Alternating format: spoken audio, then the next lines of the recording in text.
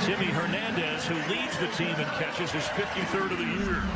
A nice route by Timmy Hernandez. Just runs the out route on the far sideline. And again, we talked about Jake Luton's arm strength. This is a far hash throw to Timmy Hernandez. One of 3 receivers now over 50 catches. That's 53 on the year for him. And throwing again after a gain of 13. At midfield, shot backwards after the catch is made. Isaiah Hodgins. He leads the team in receiving yards. Thomas Graham was right with him. So they come out throwing on the first 2 plays. Yeah, when Oregon State has the football, we talked about Jamar Jefferson in the open. Great freshman running back. Also Isaiah Hodgins, that catch right there, a big receiver for Oregon State. And on the Oregon defense, Troy Dye all over the place making tackles, and also Ugo Amadi in the secondary. And Jefferson's first carry after a gain of 12 on the previous pass play. Blake Randall with a nice block to get him inside the 45 of the Ducks. You know, we've had in this series high scores in recent years. At least one team has scored 30 points in the last 16 meetings between the Ducks and the Beavers. And a fast start so far for Oregon State. Need 2 for a first down. Jefferson with a hole, and he's got it. Better part of the year. And they're banged up front. We have to note 97 Jalen Jelks, one of their best players in their front 7, is out today. They've had injuries over the course of the year up front. Their best game was last week against Arizona State. Did a really nice job against Eno Benjamin, but some of these injuries are mounting up. Artavis Price, in for Jefferson, splits out as a receiver to the top of your screen. Here's a little trickery here. And it looks like Hernandez wanted to throw it and will to get rid of it. Second down. You watch here, Jake Luton will throw it out to Timmy Hernandez for the double pass. Does a good job just getting it away, not turning into a bad play, making it worse. And some trickery in this rivalry game with a team that really has nothing to lose. Yeah, we'll show you some of those, what Oregon State has pulled off. There it didn't work, but that's a completion down to the 32-yard line of Oregon as Bradford with the reception. Yeah, we've seen from Oregon State this year everything from drop kicks, fake punts, player lying in the end zone, jumping up and returning a kick. Whatever it takes, according to Jonathan Smith. Luton's pass deflected at the line of scrimmage. It looked like Drayton Carlberg, the junior from Minneapolis, got his arms up. Yeah, I think one of the things that this Oregon defense and Jim Leavitt, the matchup they like is being able to get in there and be disruptive with Jake Luton. This Oregon State offensive line has allowed 46 sacks on the year. They're the bottom of the FBS at 129. They've had issues. They've done well in the run game, but they've had issues protecting consistently in the pass game. Price is in at running back on a 4th down and 5. Passing up a long field goal try and almost intercepted, doesn't matter. Timmy Hernandez was the target that went through the hands of Lenore. And also the trick play right before that. But here you're going to see Jake Luton try to get the ball out of his hands quickly. Just kind of stops on the route. Looks like he stumbles a little bit as well. And that ball's almost picked off. Yeah, and Jordan Shukar, their place kicker for Oregon State, has not hit from over 50 as long as the season 47. Travis Dye, the freshman running back, and he gets the carry. And Dye gets up across the 45-49-yard line and into Oregon State territory.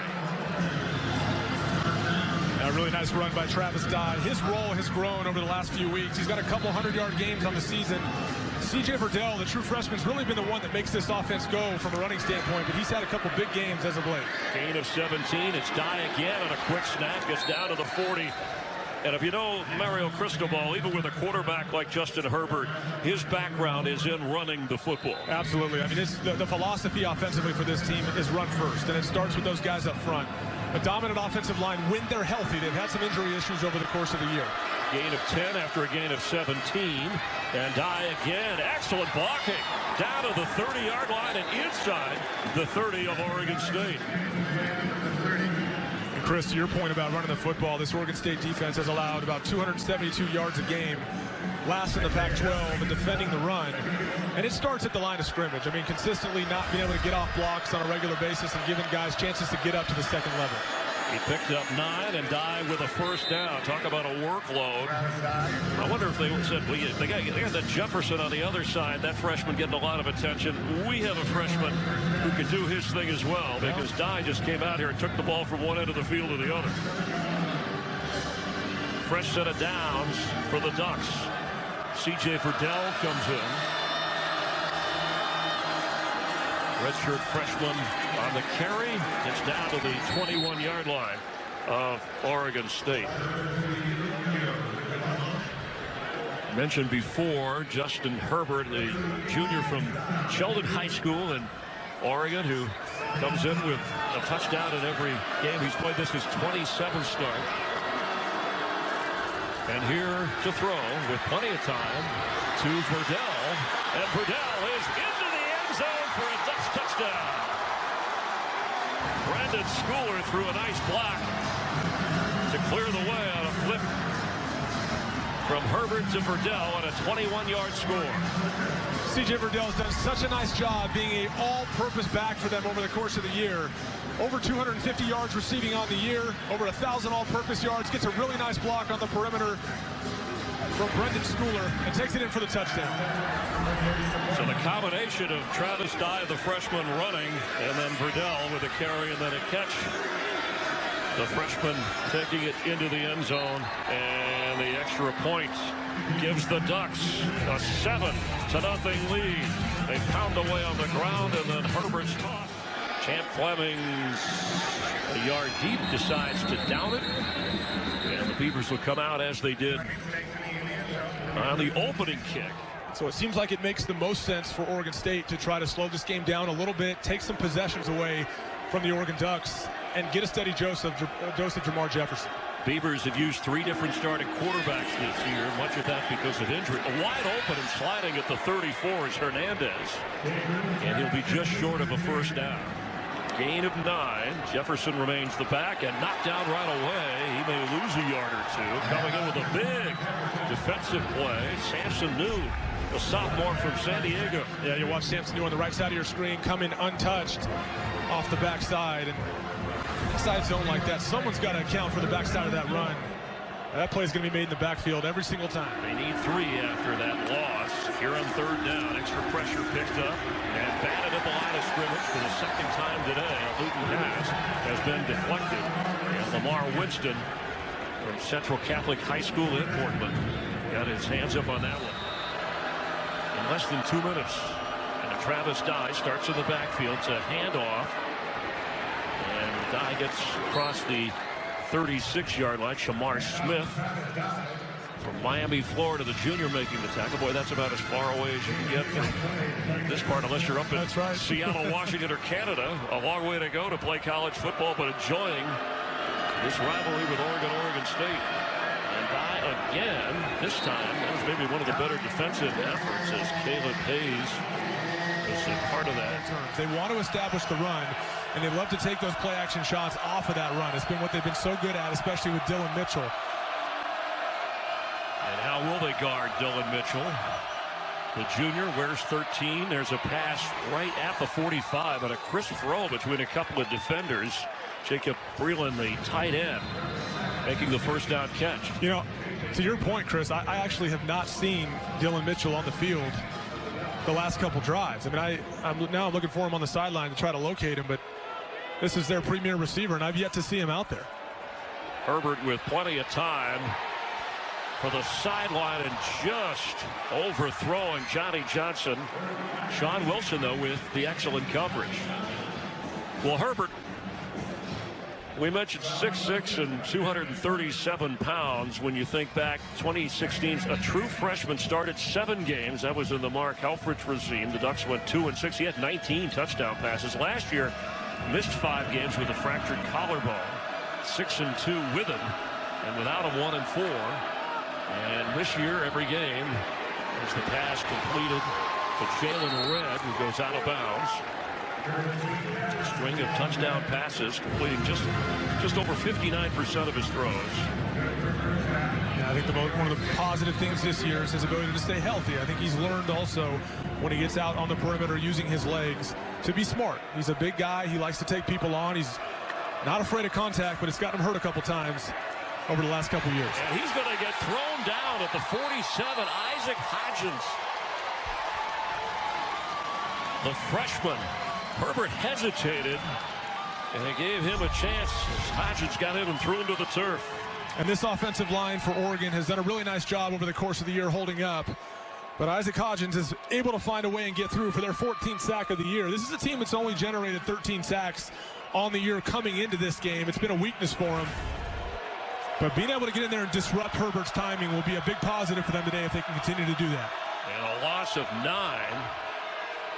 Pass is thrown again to Johnson. And he'll go nowhere. Some excellent and inspired defense by the Beavers. Need to get all the way to the 32 of Oregon State on 3rd down. Herbert, delayed pressure, and catchmate slips out of a tackle. Still not down. Fighting on the sideline is Travis Dye, but it will be 4th down. He's not able to corral them, but we're going to have to check on Dylan Mitchell because he is on the sideline. We just haven't seen him thrown to, and I wonder if that's by design. Standing at the 42, Javon Bradford, and at the 8-yard line, it's Hernandez, who's tackled right away by Thomas Graham. Hernandez, Hodgins, Bradford, and into a crowd. It'll be short of the 1st down. If you're going to run between the guards. Yeah, he's building a not an easy thing to do. 329 pounds or so. Sharp-looking jerseys. Luton with time underneath, and 1st down. Falling forward is Bradford. Shallow cross rub route between 2 receivers. And Trevon Bradford, I think he's surprised how open he is. Finds himself off balance. I think he was going to sit down and catch the ball in zone. He ends up kind of losing his balance a little bit. Had he kept his feet, it had some yards there after the catch. Jamar Jefferson comes back in at running back. Only 3 carries so far. But Luton digs him out of a hole. 1st down for the 17 of the Beavers. He fakes and throws incomplete. Especially with Jalen Jelks, 97, is out of this game. He will not play today. Also one of their better pass rushers, but it's Lamar Winston and Justin Hollins to give them the best chance to get pressure. Yeah, I just thought that they would run more as Jefferson carries to Jefferson, who stops short. And Justin Hollins again on the tackle. He's had 11 tackles for loss this season. He showed that in the second half against Colorado. Oregon State fans are well aware of that game. Over 300 yards in the second half. On 3rd and 8, incomplete across the 30 to Hernandez and Graham covering. Those two have been busy. Would have been a 1st down had they been able to connect. And the punting unit comes out for Oregon State. But remember, just because we see the punting unit doesn't mean we're always going to see a punt, although this is deep in their own territory. Yeah, this would be a gamble to say the least. They're going to pull something from here. But these young corners on Oregon, we mentioned Diamador Lenore, the true sophomore, and Thomas Graham, the true sophomore. They took their licks at times last year, their true freshman year, and both of them have really improved over the course of this year. Might have had their best game last week against the Sun Devils, and doing a nice job today.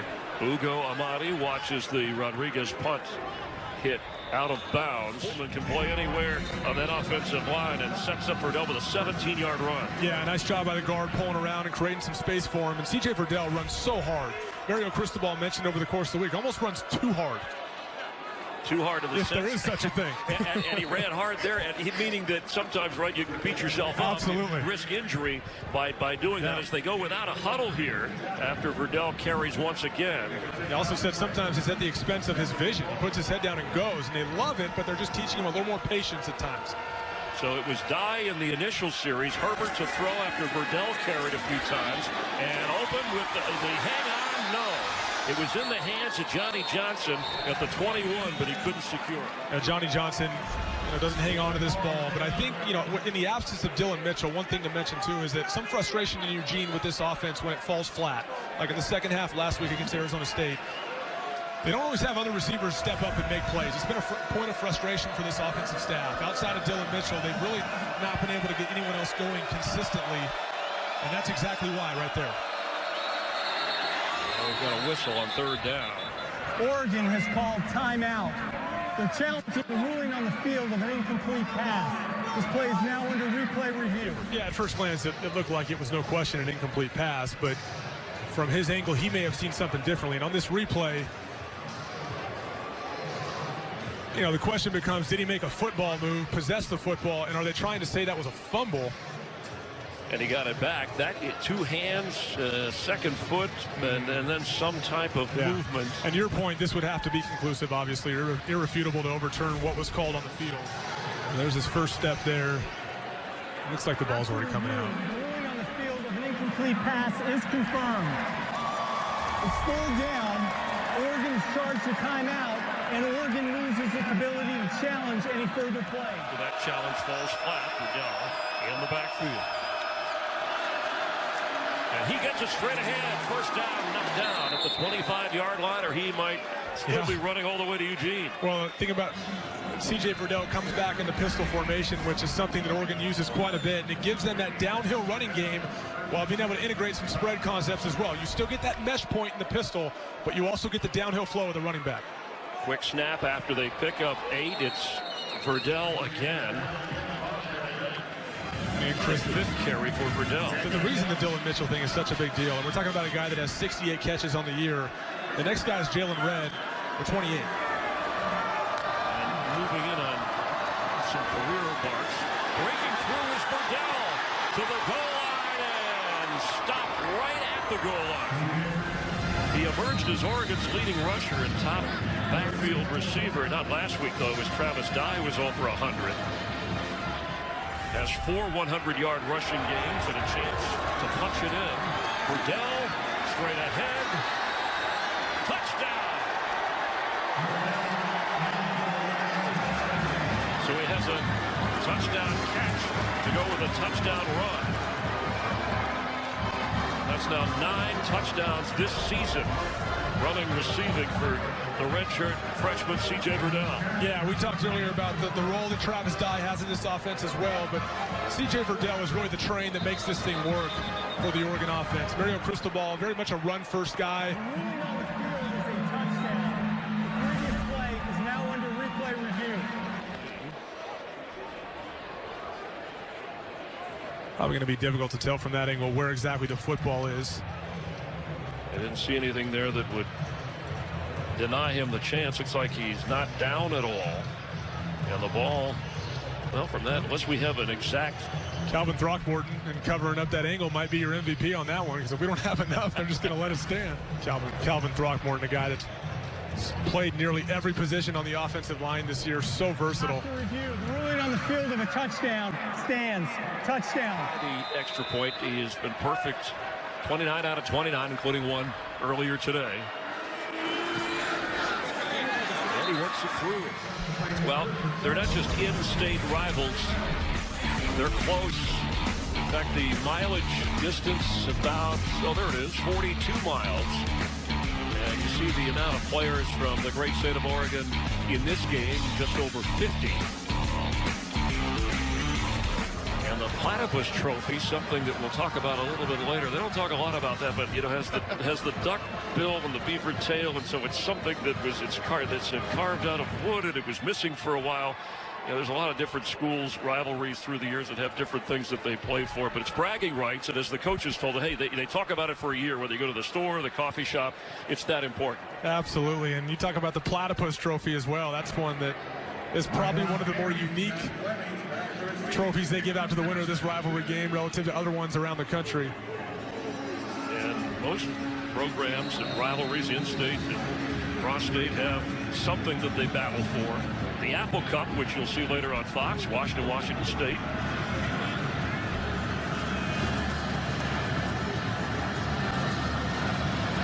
Zach Emerson. This time wants the return, and it is Fleming. And excellent special teams work as he fights hard. It looked like he was down inside the 20. Works his way all the way up to the 29-yard line. It's even more amazing, a true freshman, and the durability he's displayed over the course of the year. Had a hamstring injury early on, but that's about it for the better part of the year. And gets a first down across the 40 after that 9-yard run was his longest run of this game, and a flag down. Personal foul, face mask, defense, number 35. 15-yard penalty from the end of the play. Automatic first down. The call is on Troy Dye. that'll advance the ball after the first down run to the 44 of Oregon. Yeah, Chris, this is a critical drive for Oregon State. Obviously being down 14-0. Not letting this thing get out of hand early like it did last week against the University of Washington. Critical they respond here and move this ball down the field. Jefferson on the carry is down about. Yeah, you were talking about he came in with 218 carries. That was the most for Oregon State since Jaquiz Rogers had 256 back in 2010. And they aren't just carrying; they're productive carries. Well, and so often these freshmen come in early in the spring and get spring ball with their team. He did not. He did not get spring ball with him. He didn't really join the team until fall camp. And to have this kind of year as a true freshman, future's bright at that position for the Beavers. Best field position as Luton's throw, and there should be a flag, and there is. There was some pushing and shoving going on. Trevon Bradford was the target, and Amadi was all over. Yeah, I think Ugo Amadi had looked back, and there was some hand fighting going on. I think he just held on just a bit too long. Does a good job looking back for the football. You'll always get the benefit of the doubt. Pass interference, defense number 7. 15-yard penalty, automatic first down. Does a nice job looking back for the ball. He's just got to let go just a second sooner and go up and make a play on the football. By holding on, he inhibits Trevon Bradford's ability to go up and make a play. Going to get a flag every time. Yeah, the last 3 plays, 30 yards and penalties. We had been penalty-free, but 2 against the Ducks. And the Beavs are at the 27-yard line, trailing 14-0 as the first quarter has just 44 seconds remaining. Jefferson is the back. And he gets the football. It's inside the 25-yard line. Jefferson, his 7th 100-yard game of the season, came against Washington, one of the better defenses. That was the terrific signature win for the Ducks. Excuse me, for the Ducks beat Washington earlier in the year, but for Oregon State, a signature performance for Jermar Jefferson, having over 100 yards against that defense. Oh, yeah. And we're talking, you go back to ASU, had 254 yards in that game. And then earlier in the year, 238 yards against Southern Utah. So those kind of rushing totals for a freshman, for anyone really, especially for a freshman, outstanding. So they came out throwing, but since Oregon State has settled down and run the football, this has given them their best opportunity with the aid of some penalties against the Ducks. They've already gambled once in this game on 4th and 5 and failed. They've been a very good 4th down team. They've had to do it a lot playing catch-up as they are here today. Luton, and incomplete. A chance for an interception there by Ugo Amadi, who has 3 this year. He's trying to find Trevon Bradford on the corner route. Looked like he expected him to change his angle a little bit and flatten that out. Trevon Bradford ends up taking a higher angle towards the back of the end zone. Just a miscommunication there between a quarterback and receiver. And the kick. That's good. And it looks like he's coming in finally, and he is. Dylan Mitchell, the junior, with 6 100-yard receiving games. Wearing number 13, 9 touchdowns, 36 yards away. The school record in terms of yardage, just 9 carries. Yeah, it's good to see Dylan Mitchell back in the football game. Typically, when you see a guy miss the first quarter like that, you know, quite honestly, you kind of think that sometimes it's a disciplinary thing, but got no word of that. You saw him talking to the trainers a little bit on the sideline, and it remains to be discovered exactly what played out there to hold him out in the first quarter. Herbert keeps straight ahead, first down to the 42-yard line. Jake Hansen, the center, through a nice block after the Herbert fake. A 13-yard run. Yeah, Marcus Arroyo is the offensive coordinator for Oregon, is always quick to say that you're not going to see many design runs for Herbert. We want to protect him. We don't want to see him taking a lot of hits. And if he keeps it, shouldn't really take a lot of hits as well. It should be a read where it protects him after he has the football. A tough hit. Alani Vakamalelo on Travis Dye. 5 different receivers called it a pass from Justin Herbert today. We're going to have a timeout by Oregon. Time to throw. Downfield. Knocked away. And here comes a flag. He's trying to get the ball to Brendan Schooler, and Isaiah Dunn may have been guilty of the penalty. Pass interference. Defense number 23. 15-yard penalty. Automatic first down. Yeah, the corner Isaiah Dunn looks back, but again, the contact comes a little too early. But Brendan Schooler does a nice job there on the play action, getting behind the safety, and I think it was a route adjustment. He threw his hand up in the air as if to signal to Herbert, hey, I'm taking this thing deep, and Herbert, I think, let it go just a tad late because Brendan Schooler has to turn around and fight for the ball. They're fortunate to come up with a PI penalty on that one. As Dye carries, Travis Dye to the 40. I look like that's maybe why it looked like a bit of an underthrow. We know that Herbert's got the big arm. I think Justin Herbert saw Brendan Schooler throw his hand up in the air and decided at the last second he was going to take a shot on it, but Schooler was already so far down the field, he ended up having to come back to the football. Schooler, junior from Dana Point, California, Mission Viejo High School. Herbert fakes, fires, and tipped. Still caught at the 25-yard line by Jacob Breeland. And Breeland battling inside the 10. And that ball was deflected. Yeah, really well-designed play. They're going to fake the tunnel screen out on the outside. And Jacob Breeland, who looked like he was going to block, ends up shooting up the field wide open. Fortunately for Oregon State, that ball was tipped, so it slows him down. If that ball's not tipped, he probably scores a touchdown there. Well-designed play by Marcus Arroyo. Travis Dye through the hole, knocked down at the 1-yard line. Ball comes out at the end. Whistle had blown. Well, those guys on Oregon State's defensive line seem to think that that ball was out before he hit the ground. You see Elu Aiden pointing the other way. Close. Looks like he was down. Yeah, he was definitely down. Right elbow, forearm, any part of that touching, and ruled down. The ruling on the field was that the runner was down. This play is now under replay review. But that ball came out, but I think after a second look here, they're going to see pretty quickly. I don't think it's moving there. I think he's still secured at that point as well, and he's down right there. So there's no question that ball is going to stay with the Ducks. After review, the ruling on the field of the runner being down has been confirmed. Second down.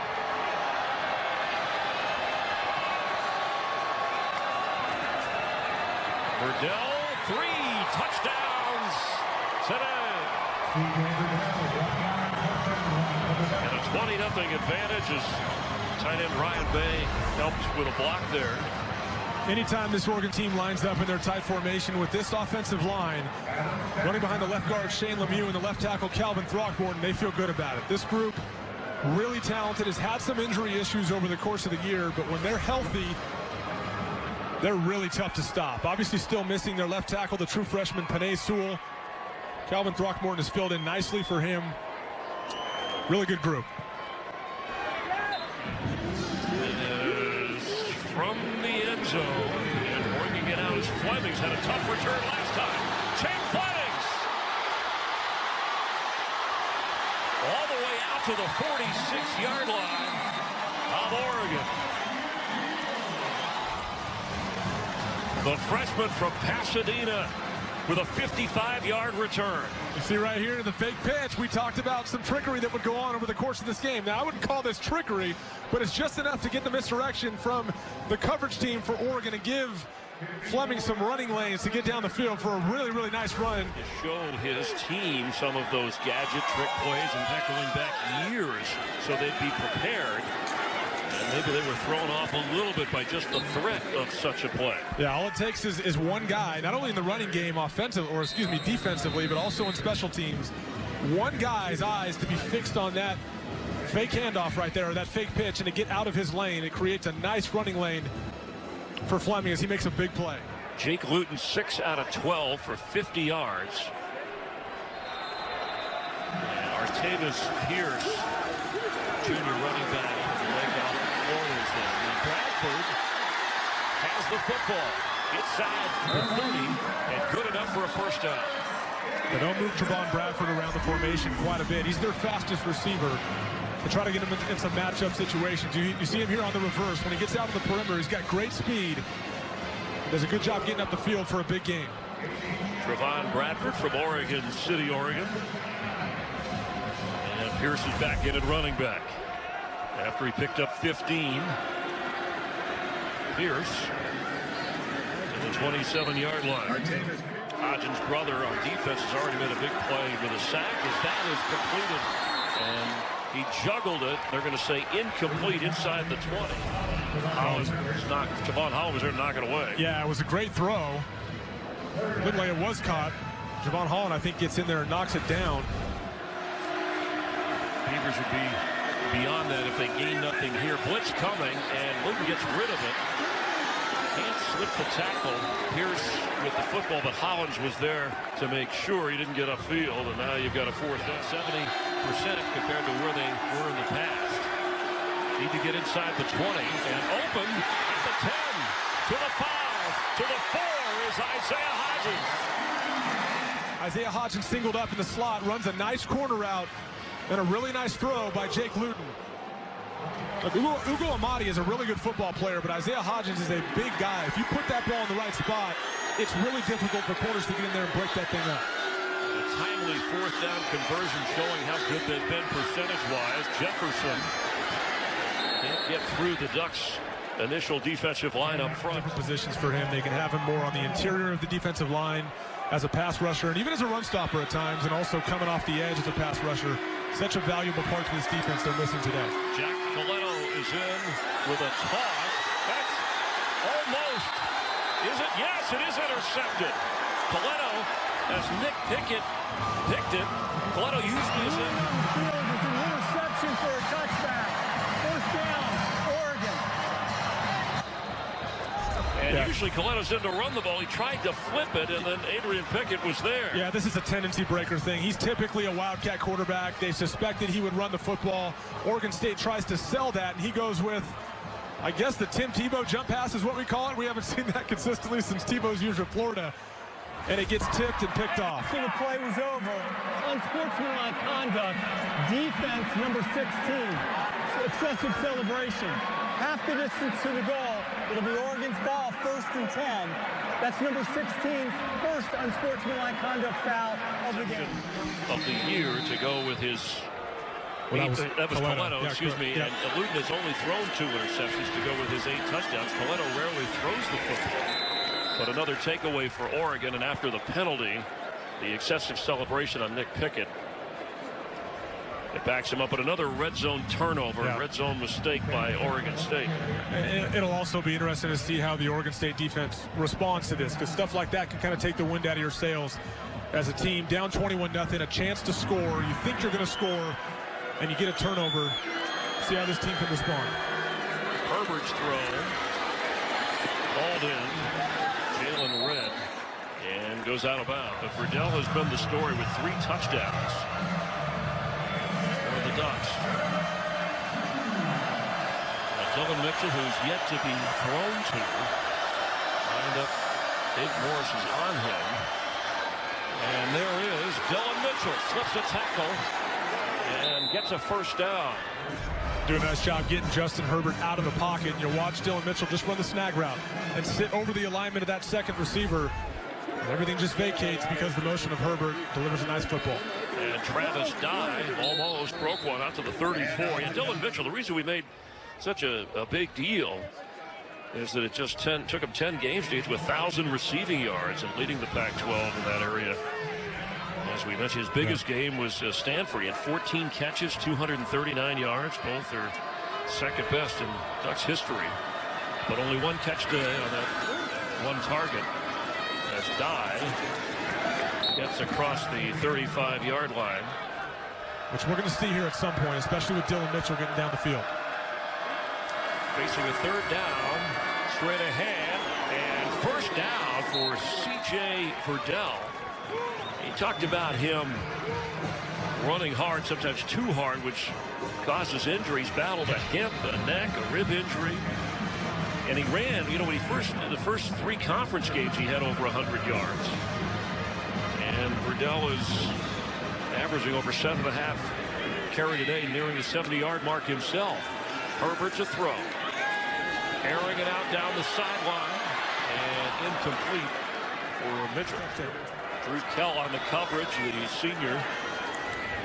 Herbert's throw. Jalen Red knocked down right away at the 44-yard line. And his 28th touchdown pass of the season earlier in this game. On 3rd and 7 from the Oregon 45. Herbert sacked for the second time today. Get away. Yeah, Oregon State elects to bring pressure. Oregon State will first charge timeout of the half. Oregon State elects to bring pressure, and Doug Damulo, if you're gonna bring it, you got to get home because they're playing man-to-man on the back end. Not a whole lot of help, and some guys were starting to come open, but they get home and make a play on Herbert, get him to the ground. Trevon Bradford back to receive Blake Lamone's punt. After the Oregon State timeout, a flag down. Running into the kicker, receiving team number 86. For a first down. Question is, does Oregon want to re-kick it and get better field position? It's Isaiah Hodgins with Graham covering. And Evan, you talked about the variety of receivers, and they've spread the ball around. That's Hodgins' third catch. Hernandez has 3. Yeah, we mentioned, I mean, there are only one of 2 teams in the entire country that have 3 players over 50 catches. Isaiah Hodgins being one of them. He's a big body guy, doesn't need a lot of space to make a play. Not great speed, yet really good catching the ball with his hands and using his body to get position on a defender. If you're Jonathan Smith, you have to like that matchup on the outside with Isaiah Hodgins. And Luke is over 100 yards passing. The run goes nowhere. Austin Fowler making the play on Jefferson. Well, this is 4-down territory. In fact, I guess anywhere on the field is 4-down territory if needed for Oregon State, but they won't have to worry about that. Jefferson to the 15-yard line, and terrific blocking up front. Lavaca back in, and Randall on the left side. Yeah, they're thankful to have Gus Lavaca still in the game as they run right behind him. And if Diamado Lenore doesn't fold over and make that tackle, Jefferson's off to the races. A 12-yard pickup, his best run of the day. A mix-up on the handoff. That was almost loose in the backfield as Troy Dye was there when Jefferson just barely got the exchange from Luton. Luton, who suffered the concussion in the season opener at Ohio State, missed 8 games back in 2017, had a spine injury. He was playing up at Washington State. Throwing it today toward the end zone and a little bit long. Hodgins the target, but Graham was covering. Yeah, Thomas Graham, the corner, does a really nice job on this play. They kind of run a little double move here. It's kind of a slant and go type look. Isaiah Hodgins tries to get up the field, and Thomas Graham does not fall for it and stays in phase all the way down the field, forcing a bad throw. You see the field there partially sun breaking through after it rained. It was chilly and damp most of the morning here in Corvallis. And on the blitz, he gets rid of it, but they're ready. Jefferson had nowhere to go. And on a 3rd down play, they lose yardage, and now that may set up a field goal opportunity. Lamar Winston, terrific for the Ducks. Yeah, trying to set up a screen. You watch on the right side, Blake Brandel, their left tackle, tries to get out and get in front of Lamar Winston. And Lamar Winston sniffs it out from the beginning and gets around Brandel to make that play. Really talented kid that established himself over the course of the spring. This staff's really excited about him. Across midfield is Verdell. He's been the workhorse. 11 carries. In fact, the Ducks have run for over 140 yards in this first half, and the State Farm halftime show coming your way 5 as Tony Brooks James back to receive. Shuker's kick to start the second half, and he is kicking it deep. We'll see a return. And that's going special teams play at the 15-yard line. Yeah, nice job by the linebacker, Key Wetzel, shooting down the field and making a play. And they've done a nice job today on special teams, helping out with starting field position, both on defense and on offense for the Beavers. And Tony Brooks James, who returned, is the player who is being checked on at the 20-yard line, the senior from Gainesville, Florida. Well, Justin Herbert over 100 yards, had the touchdown flip to the freshman Verdell, who has run for a couple of touchdowns. Travis Dye actually got the Ducks going in the initial drive. So 2 running backs over 70 yards rushing at the moment. And for Oregon State, Isaiah Hodgins, his brother, had a key sack over on the defensive side of the ball for the Beavs, but he has 4 catches in the game as Tony Brooks James heads over to the Oregon sideline after that tough hit on the return. Now, right before the first half ended, Tyler Shuck came in to take a few snaps, and now it's Braxton Burmeister, sophomore from La Jolla, California, at quarterback.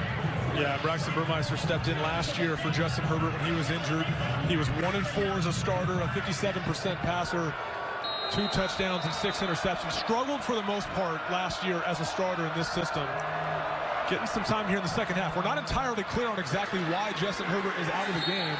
Obviously at 21-3, this is not like this game is no longer in question, so it's a little surprising not to see him out there. Braxton Burmeister hands off to Dye. Burmeister 4 of 8 passing this year, has played in 3 games. But interesting that we never got clarification on Dylan Mitchell, why he was not out there much in the opening quarter, although suited up.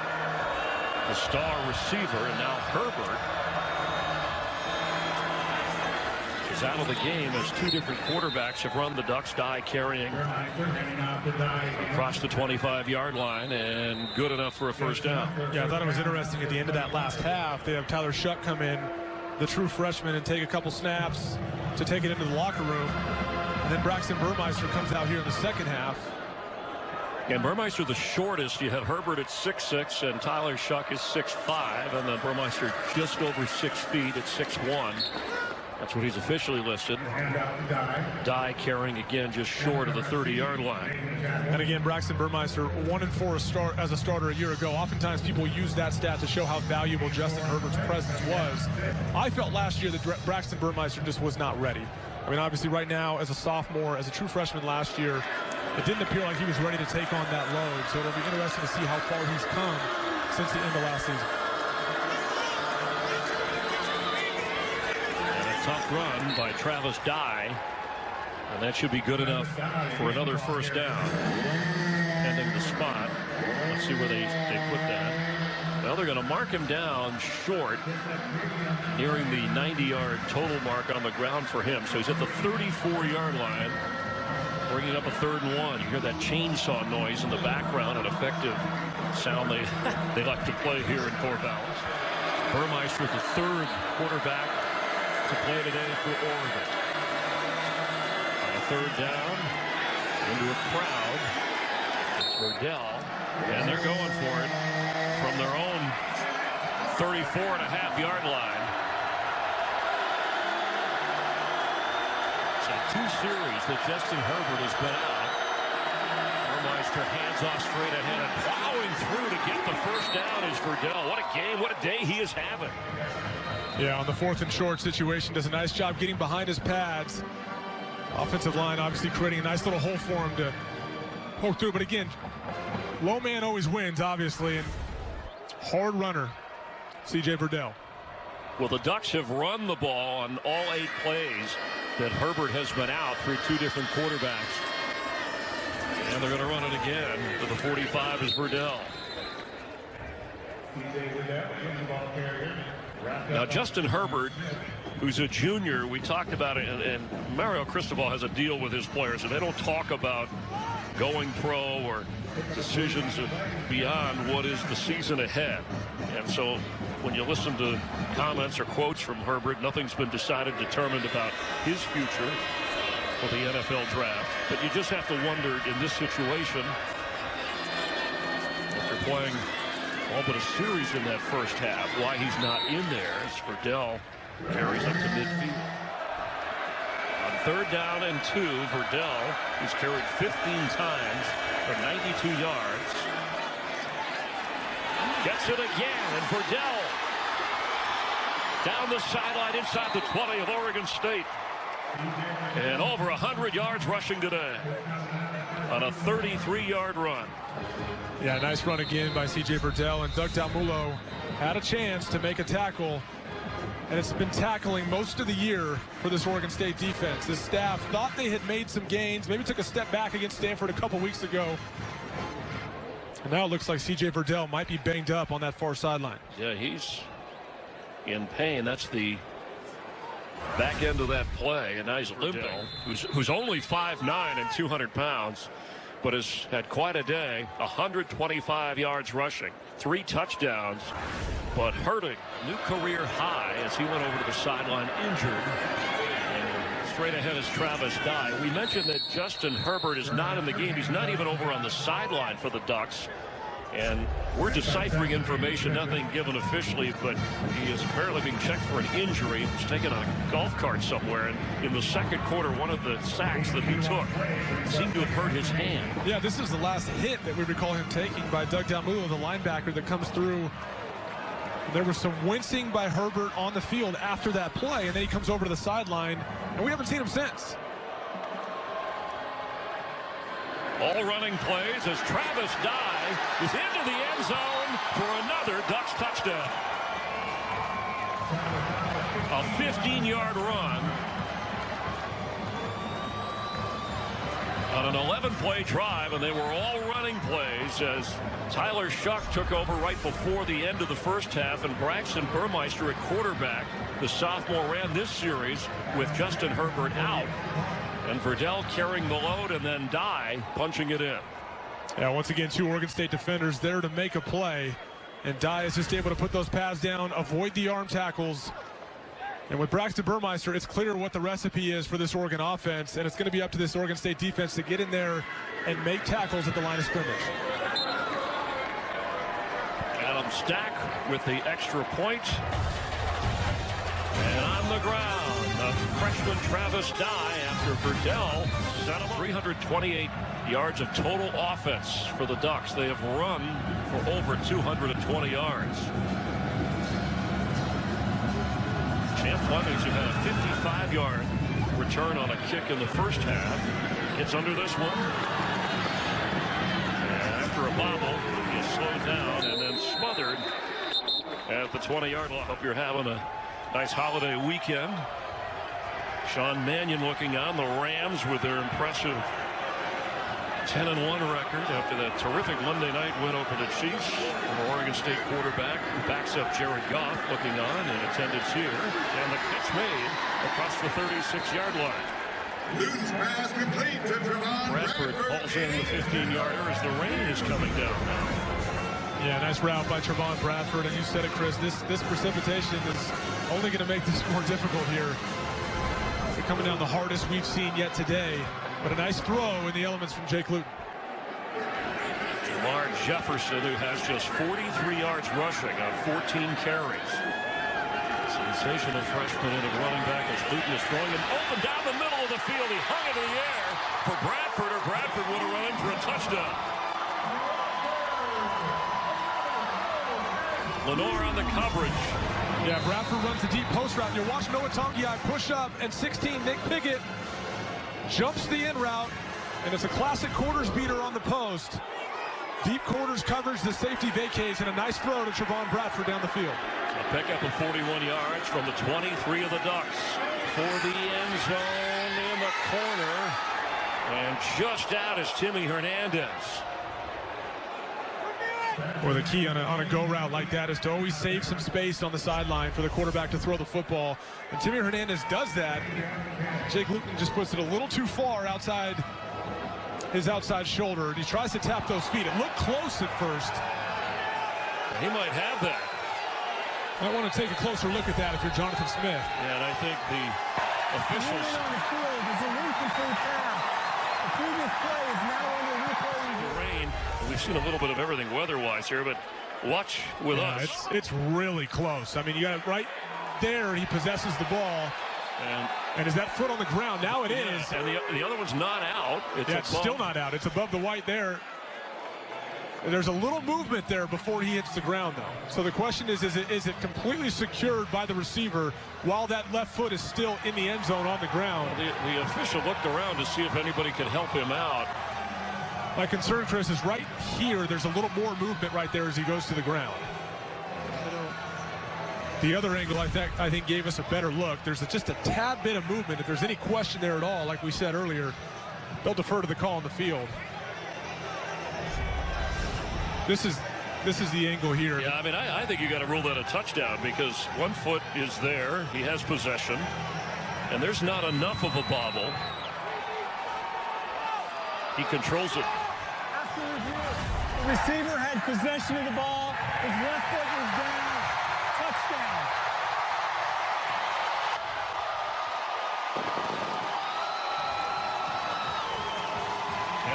cheers. Quite the drive by Jake Luton on that deep beat post route by Trevon Bradford, then setting up that. C.J. Verdell has come back in. Now Misha Burmeister keeps the football and gets up across the 35-yard line. And it should be good enough for a first down.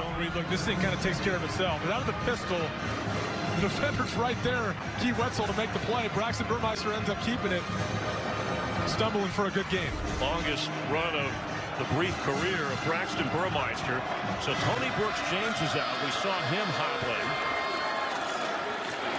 Verdell carries. He already has a career best in this game, his 5th 100-yard rushing game. He was out. He has 1 catch. He's been targeted a few times. This is Verdell. Down around the 42-yard line. We're having a lot of fun today tracking this Oregon roster, huh? Well, and we've already had 5 different quarterbacks. It's just a lot of changes, yeah. It's hard in this game.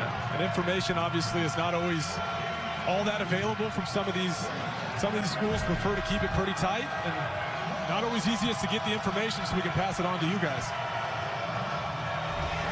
Verdell over 130 yards now at the 7-minute mark of the 3rd quarter. Braxton Burmeister, sophomore from La Jolla, California. Pass is incomplete. It was a high throw in the rain for Johnny Johnson. Well, to get Braxton Burmeister comfortable, they're going to let him get a throw. It was just on the tunnel screen to the right. But that thing was sniffed out by the Oregon State defense. Even if he had caught that ball, there wasn't really anywhere for Johnny Johnson to go. And now this Oregon State sideline has energy. When this defense plays its best, when their offense is making plays too, they feed off that energy. Saw Mario Cristobal, the head coach with Burmeister. That was his first throw of the day, only his 9th pass attempt this year. Blake Mamon ready to punt, and Trevon Bradford is back. On the outside, tries to run a little hook route, a curl route with Isaiah Hodgins, and sails it a bit. Like he was kind of falling back on his back foot there as he let that ball go. Kind of sailed on him a bit. The rain has let up for the moment. Newton's throw to the 27-yard line. Hodgins hit right away. No official word on Justin Herbert, who has not played since late in the 2nd quarter. Whatever the injury, taking a couple of tough sacks. He has been unable to play as Burmeister has led the Ducks in the 2nd half at quarterback. Beavers need 3 protection, and the throw catch made and tackled right away is Timmy Hernandez by Lenore. Had one in this game to cool off the hot-handed Luton, who's over 200 yards passing.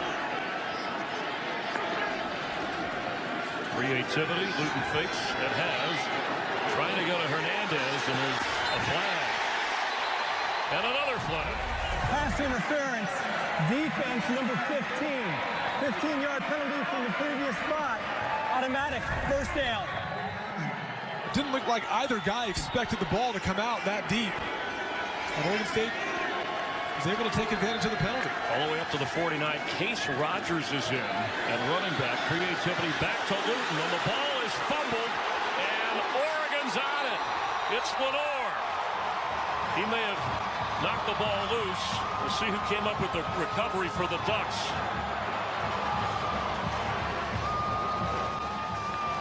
Rolling on the field is a series of backward passes recovered by Oregon. First down, Oregon. So Gus Cumberlander, the 6'7" juniors who wound up recovering the fumbled football. Yeah, he also made a timely fumble recovery last week to seal the win against ASU. But on that play right there, you get the idea. It's a rivalry game. You want to see some trick plays and catch the other team off guard. But in the elements right now, with the rain coming down like it is, there's a lot of ball handling that has to take place way behind the line of scrimmage. It was clear that Oregon had penetration there. You'd like to see him just tuck the ball and take the loss.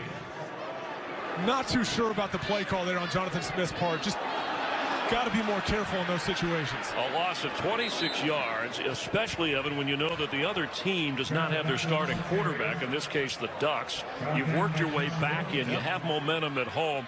You've already blown opportunities down at the goal line. When Colletto threw the pick, you missed a field goal, you missed an extra point. Self-inflicted wounds, and again, the Ducks there to take advantage. Yeah, I think it's a good point. I think you got matchups on the outside with these receivers. Like you said, you started to get momentum. I think it's just trying a little too hard there to get creative, and there's a lot of ball handling that takes place in the rain there. Ball comes out. And the Oregon State defense has made a terrific adjustment, and it's worth going back because at the time it just looked like a tough hit on the 6'6" junior quarterback Justin Herbert. Yeah, if you watch him here, he winces just a bit while laying there on the ground. Then he comes out. The last we heard was that he was street clothes on the sidelines. We don't expect to see him at all the rest of the day, and it's going to be on Braxton Burmeister to maintain this lead for the Ducks. On 3rd down and 7, Burmeister has only attempted one throw. He's going to run it, and he's going to be close as he got near a 1st down. It looks, we'll check the spot here on 3rd. They went on 4th and short, and it is going to be 4th down again. Yeah, I expect him to go for this. And if you look at Oregon State's defense coming into this game and allowing about 272 yards a game, put them 125th out of 130 FBS teams. So obviously a lot of issues stopping the run. It's just when I look at this Oregon offense now, obviously very, very one-dimensional. Even if you've had issues stopping the run, sell out on the run and make Braxton Burmeister throw the football. 3 tight ends in. Over 250 rushing yards as a team for the Ducks, and add to it, it's a C.J. Verdell touchdown. His 4th of the day. A 14-yard run. And when Mario Cristobal got here, this is the brand of football that he envisioned playing with these guys up front. That interior was Shane Lemieux, Jake Hansen, Dallas Warmack, moving guys in obvious run situations and still able to get critical yards for a touchdown for C.J. Verdell. Verdell, 145 yards, 3 rushing touchdowns, 1 receiving touchdown. Verdell is the back for Burmeister, and to throw. And the throw was weak, short. Looked like his arm was hit. So a creative play that lost 26 yards and the football. The Ducks take it in. Fail on the 2-point conversion. And it's a 34-9 game. Champ, Flemings hit. Stopped around the 20-yard line. These Oregon State receivers can win from time to time and push that ball down the field. They need to keep pushing that. At the 25 by Bradford, and Amadi right away.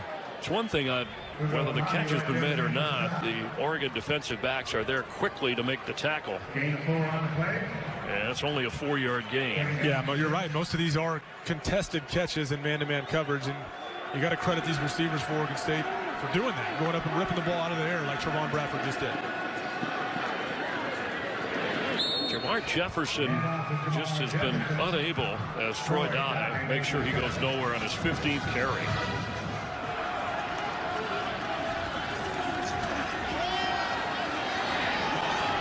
He had Isaiah Hodgins grateful for the opportunity to play, appropriate this Thanksgiving Day weekend.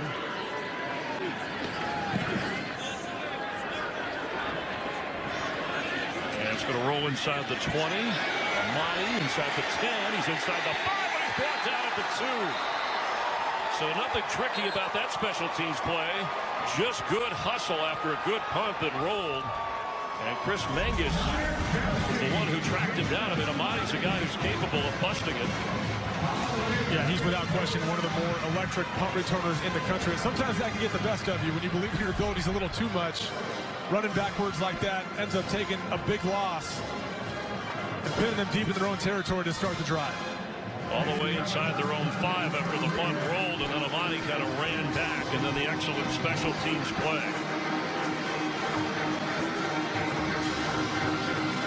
You got to give Oregon State credit, too. Outside that missed field goal earlier in the game, they've done a nice job getting that hidden yardage on special teams, getting good starting field position on offense. Good coverage and pursuit on coverage teams. Excuse me, Braxton Burmeister has played in just 3 games this year. Bowling Green, Portland State briefly against UCLA, and he hands off again. And Verdell the workhorse. And I mentioned the UCLA game because that was one that Cristobal pointed out about a commitment. We're going to run the ball. They had injuries on the offensive line, and they did in that game for some 200-plus yards. And that's where they are today, over 260 yards on the ground. They started out the season, and that brings up an interesting discussion, Evan, when you've got a quarterback like Justin Herbert, and then an offensive philosophy where you want to pound or run the ball.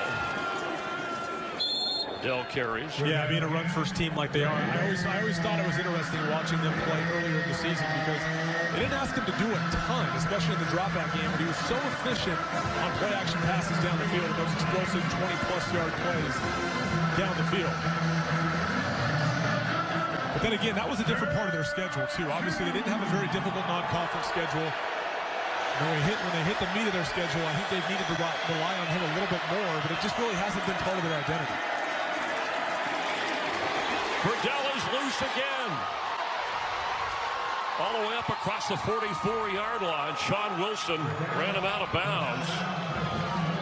I mean, he is not tiring at all on his 21st carry, and he picks up 33 yards. Yeah, C.J. Verdell more than willing to carry a heavy load they're asking him to carry today, especially in these situations with the rain and the young quarterback in the game. Increasing their better bowl opportunities, and look at the rush yards in this game, and that says where has Jefferson been for Oregon State. We'll address that. Hasn't had much of an opportunity as Dye carries inside the 40. Yeah, I think you're right. I mean, Jamar Jefferson obviously not having a great day, and some of that comes from the fact that they're down. They've had to throw the ball quite a bit more. 3rd and 4. Obviously, Oregon State, they know the Ducks are running it, and yet they still can't do anything about it. It's Dye. This time they do. Andre Hughes-Murray making the play. Well, when Mario Cristobal said he came in as head coach, we want to build it to last, talking about the program here at Oregon. I guess, you know, from the inside out with that offensive line, you have a star quarterback that now you don't have, and we'll try and stay on top of that. But wanted to put the people in place in this offensive line as Blake Mamone is ready to boot it away. Has done its job today. Pressure coming. This is a short kick. For first-year head coach Jonathan Smith, and in this rivalry on the short end of this one is Luton sets to throw, and on the move for a slide around the 24-yard line. Well, we came in talking about Jefferson, the freshman sensation for Oregon State, and the Ducks made sure that he has not run wild. Yeah, he's had an unbelievable year. 700-yard games and 2 4-touchdown games. And you see right there his season average, 120 yards a game. Only 43 today. Now, some of that's a function of the way the game has gone. They found themselves in quite a hole and have had to throw the football quite a bit more than they would normally do. But he's had an outstanding year for them. Luton on the run, and that goes out of bounds. Incomplete. Multiple steps forward down the road. And this one, you know, it's still really difficult for these coaches to endure this. They spend so much time. Nice throw over the middle of the field to Hodgins. They spent so much time building this over the course of the offseason and game planning for each and every game. And to continue to see the same result obviously is incredibly frustrating. But there's been moments throughout the year that have given them that hope. And we talked about the Colorado win earlier. I mean, this team, there was no one on this roster that had won a road game like that in conference. And for them to go there and do that against Colorado, he said, look, it gave our team a ton of hope. It confirmed a lot of our habits and what we were doing. We're starting to see a glimmer of what could be down the road for this program. Luton converting on that 14-yard pass play, and that goes over the head of the area of where Bradford was. Facing now a 2nd and 10, just over 11 and a half minutes to go. Well, I love that they tried a lot of different things, from a drop kick to a player lying. In fact, we have to show people that if they missed it at some point, because now I guess you can't do that, or at least the NCAA has said where a player lies down disguised in the end zone on a kickoff. But they're saying that's basically him saying he's hurt. You can't lay on the ground. But the other side too, Chris, of this Oregon State Beaver team is we have not seen this team ever quit on Jonathan Smith this year. I was a part of a 1-11 team in college, and this sport, when you're not consistently winning, it's a really difficult thing to endure on a weekly basis. And these guys, this roster, this coaching staff has embraced these guys. And Jonathan Smith says, look, we don't see guys show up to practice each week and not want to do what we're telling them to do. These guys are still very receptive, and they still play really hard. I never have an issue with the effort. And that's going to be a key component as he continues to build this thing, is keeping these guys bought in through the difficult times. And you're in a conference with some outstanding coaches, players, programs, and even in this state, pressure coming. Luton has to get rid of it. It's picked off. Thomas Graham. And touchdown, Oregon.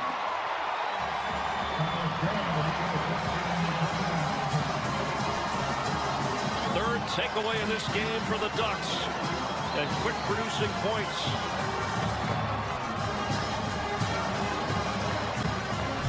Looked like it might have been tipped by someone up at the line of scrimmage for Oregon. Oh no, he just leaves it behind him. Thomas Graham steps in front of it. Second interception of the year, first pick 6 of the season. Building on a strong performance. Just under 11 minutes to play here in the fourth quarter of the 122nd Civil War. And knocked down. Here comes a flag spinning around the 21-yard line. Is Chad Flemings. Check on the penalty here. During the return, illegal block in the back, return team number 86, half the distance to the goal, first down. So this is that play. I was mentioned that they roll out trick plays. This was against Washington State with Oregon's the kick returner camouflaged in the end zone, lying down. See him up there at the top. There you go. Okay, yeah. Wearing the same color as the turf there. He's a smaller player too, but he gets up. They throw him the ball, and he goes for 55 yards. They, of course, try to drop kick on a kickoff. Now, the officials have since says that play was technically illegal, given that he was laying on the ground. That would indicate that he was injured. And so they told him, you can crouch down, but you cannot lay on the ground. We've seen that play before in college football, though. I was surprised to hear that they had been told that play was illegal, because we've seen that so many times in college football. Well, it's going to extremes when you dress up to hide out and return a kickoff. But that's what it's been like for Oregon State. Jefferson goes nowhere. And Sampson New making the tackle for the Ducks. Ducks lead the league in the most creative, colorful uniforms. And talk about first-year head coaches in the Pac-12. Yeah, Mario Cristobal, obviously here last year, was promoted from being the run game coordinator, offensive line coach. But I think the biggest surprise there this year has been Herm Edwards. It's been an outstanding job for him. Picked last in the South. And as of last week, was actually in position to put themselves in the Pac-12 title game. Now, they were unsuccessful in doing that. Went up to Autzen Stadium, got beat by Oregon. But he surpassed a lot of expectations. You know, a lot of when he was hired, it was referred to as an experiment. But, I don't necessarily understand that. I mean, the guy's a football coach, and he's done a really good job for Arizona State. But these two guys as well, I think the future's bright with Jonathan Smith. You know, record aside this year, he's done a lot of really good things in college football. Obviously, was the play caller at the University of Washington back in 2016 when they went to the CFP playoff against Alabama.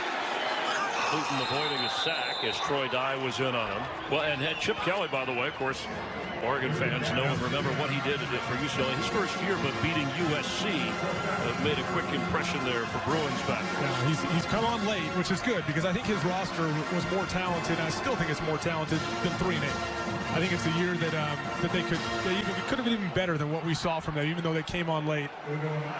And then for Mario Cristobal, a chance, with 7 wins last year, they'll eclipse that today with 8 and a chance to get to 9 at their bowl game as he continues to build things here. Because look, this program, Chris, has been a beacon of stability. Oregon has. I mean, they've had 3 head coaches in the last 3 years, so this is uncharted water. 40, and Evan, this was the hit in the second quarter.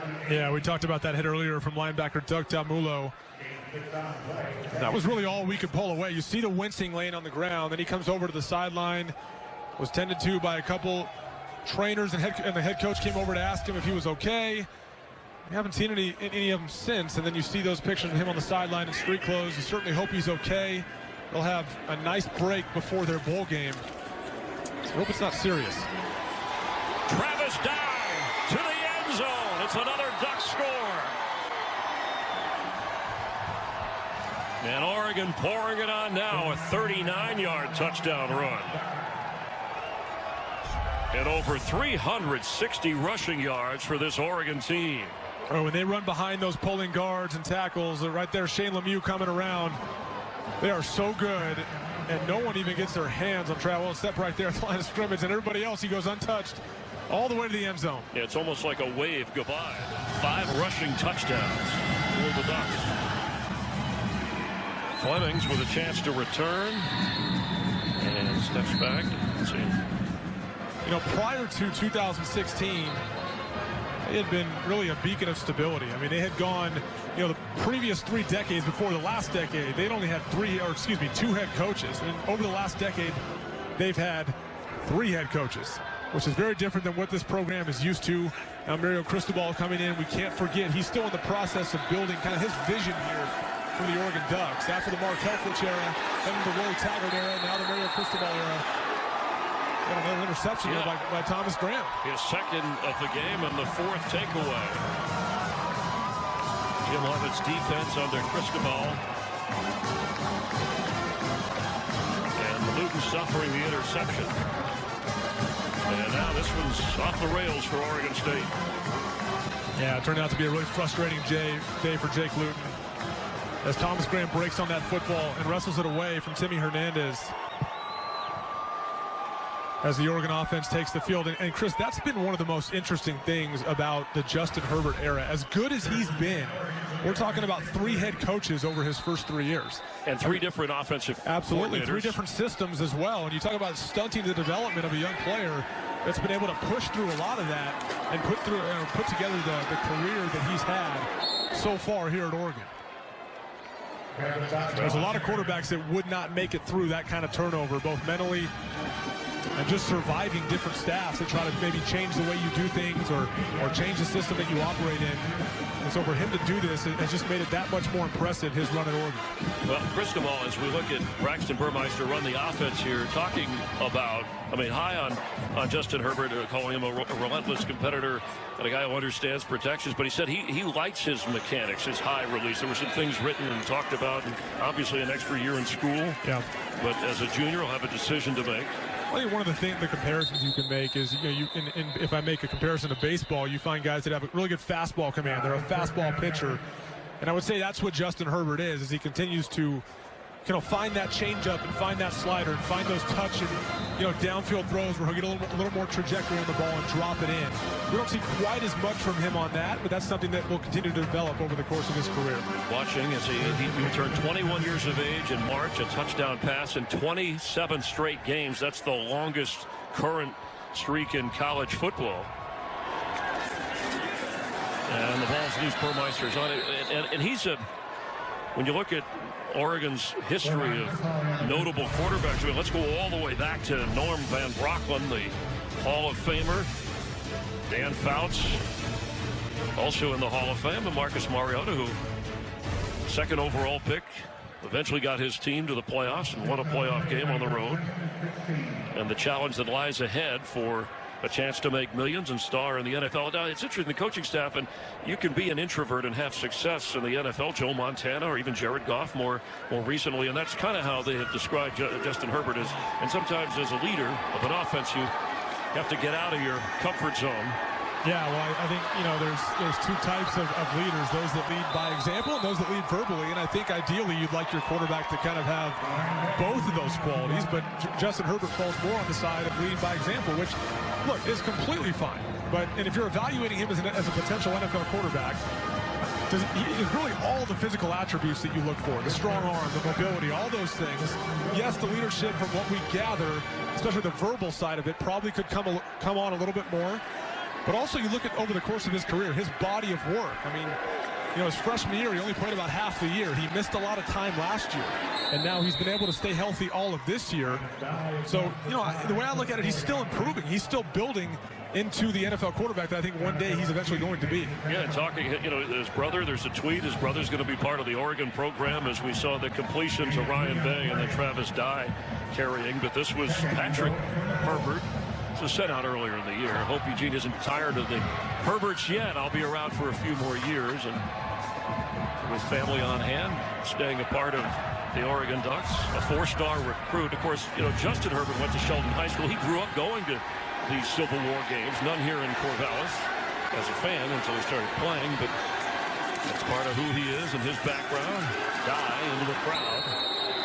Well, he needs to see if he can get his brother to stick around for another year. I don't know, millions of dollars versus playing with your brother, those are decisions, and of course perfecting your craft, but depends what's out there and what kind of competition in the... Well, here's another thing, too. He's got 27 career starts, and if you look back over the last decade, all the Super Bowl winning quarterbacks, if you go back and study that, the average amount of starts for each of those guys is 34 career starts.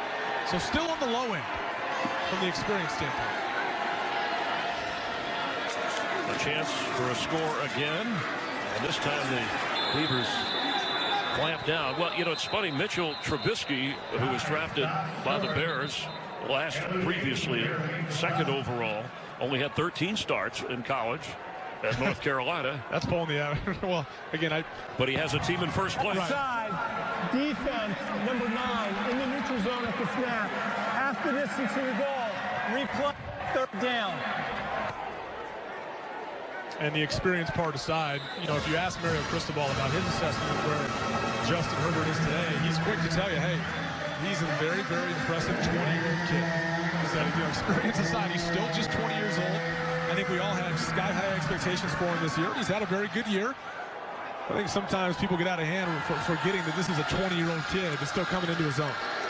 After the penalty, Ducks a little bit closer, and we've got a whistle and a timeout now. Timeout, Oregon. Their first charge timeout of the half. This will be a 30-second Similar to that, probably even better in the secondary. Obviously, the passing offense of Washington State is their strength, and I'm really anxious to see that matchup. C.J. Verdell is in for his 5th touchdown today. 4 on the ground, 1 through the air.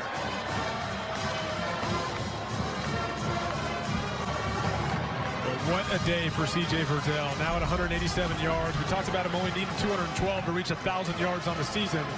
Probably end up short of that today. But 5 touchdowns in a rivalry game. This is a performance that he will never forget.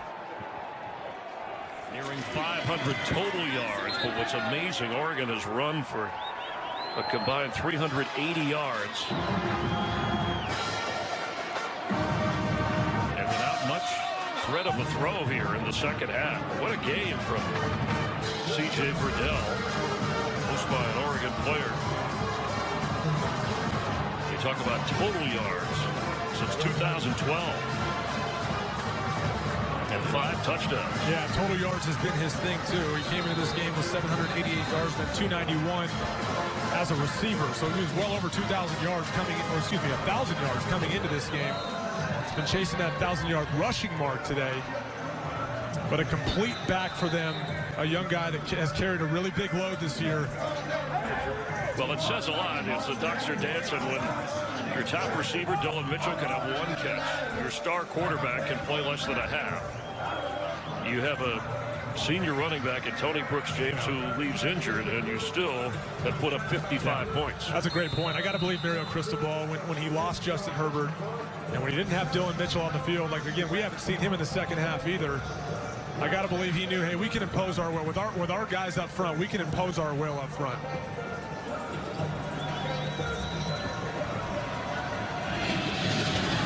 And Flemings, who last time had a chance to return, this time does.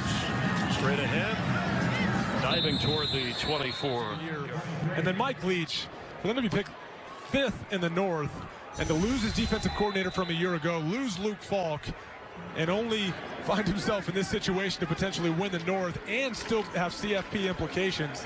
What a year for Mike Leach and the Washington State Cougars. Yeah, he never loses his sense of humor or sarcasm. No question. He's got 200-plus carries as well, so for him to carry that load also speaks to his durability as well. Up across the 34 is Jefferson, and now you think about a bowl game. The Ducks saw a streak of 11 straight trips to the postseason end in 2016. And last year they went to the Las Vegas Bowl, losing to Boise State. That's when Cristobal coached after Willie Taggart left to go to Florida State. And so now they'll be eligible for a bowl game, whether it's the Alamo Bowl, the Sun Bowl. They're still in play for the holiday, too. They'll need some help on that, but the Red Box Bowl play for that as well. Which used to be Foster Farms. Correct. Okay. San Francisco. Yeah, you know, there's 7 contracted bowl spots for the Pac-12. There's already 7 teams with 6 wins that are bowl eligible, and you've got a few others that could end up getting their 6th win this weekend. So this stuff will crystallize a little more once this weekend is over. And much will be thought about. We didn't get a list of any announced professional scouts here from NFL teams for this game, but in the past few with Justin Herbert, there have been teams like the Giants and the Dolphins and the Broncos who had representatives here to watch Herbert in person. False start, offense, number 51, 5-yard penalty, 2nd down. Yeah, that's all eyes will be on Justin Herbert as this bowl season comes up and this regular season comes to a close, on whether or not we'll see him in an Oregon uniform next year. Look, without question, has the ability to go on, be a top 10 pick, and be a franchise quarterback for a team. The question is, when does that happen? You know, does he feel like there's more development at this level, given a relatively small, I was to say limited, relative to other seniors, overall body of work? Is there improvement to be had? I think there is, especially given that he missed a good part of last season. So if you're leaning one way from what you know at the moment, you're leaning towards Herbert stays at Oregon. If I'm pushing it. Well, okay, so I'm talking about the merits of him potentially coming back, which I think there's plenty of upside to him doing that. Now, that being said, from a guy that had a chance to play in the league for 6 years, I certainly understand if you're in a position in this game, as crazy and dangerous as this game to be on that field, if you're in a position to be a top 10 pick, I will never fault him for moving on and taking advantage of that opportunity. I appreciate you clarifying as that throw is caught at the 42-yard line. And that's Isaiah Hodgins, who's had a heck of a game. Well, and Herbert at least publicly said he hadn't thought 3 seconds about it. You know, has to talk to his parents eventually. And they have here an NFL college advisory board that helps underclassmen deal with draft protection and help them with their decisions. So what he'll do is he'll essentially apply to that, and then they'll give him feedback on kind of where his rating falls. Now, again, keep in mind, this is before a lot of the evaluation process. Now, one of the things to keep in mind with a guy like Justin Herbert is if he does elect to come out, say he gets feedback that says, hey, we think you're going to be a top 10 pick, and he elects to come out, I think his stock only goes up when he gets into the evaluation period, when he gets to the NFL Combine, and these scouts get a look at him, get a chance to talk to him in person and see the physical size of this kid and his skill set in shorts and a T-shirt. When he gets out there at the NFL Combine, he's going to run well. He's going to show quickness. He's going to show a strong arm, and I think teams are going to be drooling over him. So whatever he's told by the NFL Advisory Council, I would add 5 or 10 draft spots to that, because that's only going to soar once he hits the evaluation phase with the NFL Combine. As Luton throws from midfield and not much open there. And he is, when you talk about Herbert, a Davey O'Brien semifinalist for that award given to the top quarterback. As you hear, and I've heard, you know, again, we're a long way from the draft, and we're doing a college football game that's winding down here, but projections for different quarterbacks that may or may not go pro. You've got West Virginia.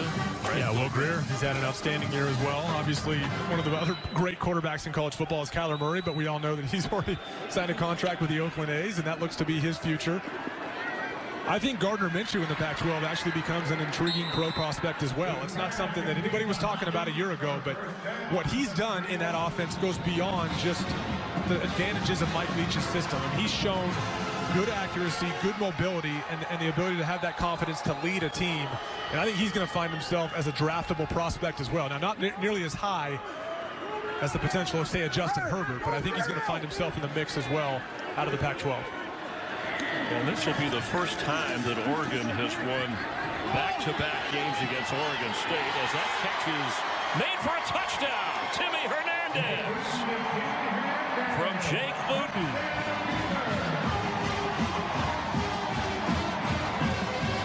Luton has shown the ability to throw the ball all over the place today, despite a couple of interceptions. Yeah, drops this in nicely. Timmy Hernandez does a nice job of coming down with that ball and getting that foot in bounds. Barely. Wow, that's the second close one we've seen from Timmy Hernandez today. Working those feet along the sideline to stay in bounds for the touchdown. Hernandez with his second touchdown catch, a 31-yard throw from Luton at his as he nears the 300-yard passing mark. Closer to 290. His second touchdown is another And a missed extra point. This is just botched by Oregon State. And the snap was not very good.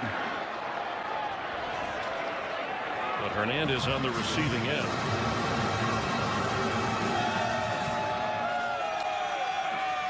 The running game for Oregon was outstanding from the start, whether it was Dye or Verdell, each with 187 yards on the ground. Yeah, just a huge day for the Oregon running game, especially when the quarterback change was made and Braxton Burmeister came into the game. It became really clear what the strategy was for Oregon's offense, to pound the football with C.J. Verdell and Travis Dye. And boy, have they been successful at doing that.